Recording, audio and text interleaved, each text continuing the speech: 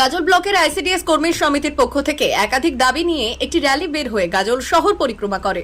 গাজল CDPO অফিসের সামনে বিক্ষোভ দেখায়। এরপর তাদের একাধিক দাবির পত্র নিয়ে সিডিপিওর কাছে প্রদান করে।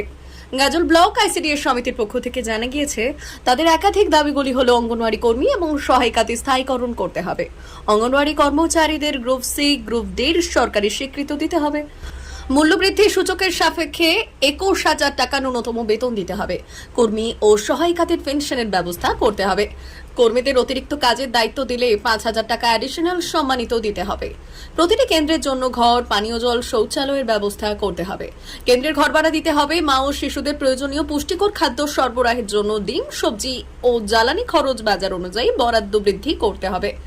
এরকম তাদের আরো একাধিক দাবি রয়েছে বলে জানা গিয়েছে। মালদা থেকে বলাই পোদ্দারের রিপোর্ট, পুরুলিয়া টুডে।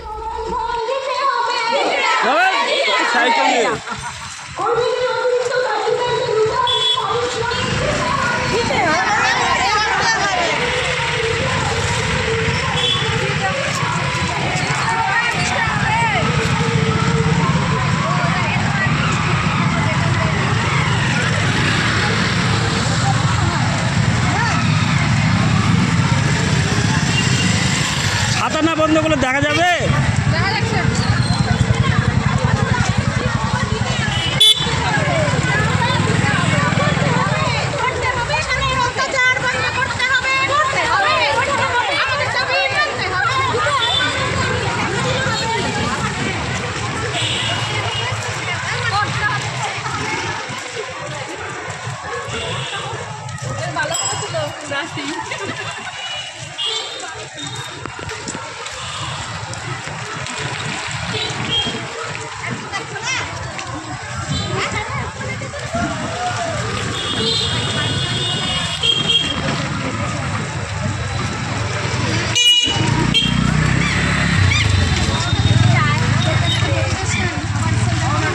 গোটা গাজল তো আপনারা ঘিরে নিয়েছেন।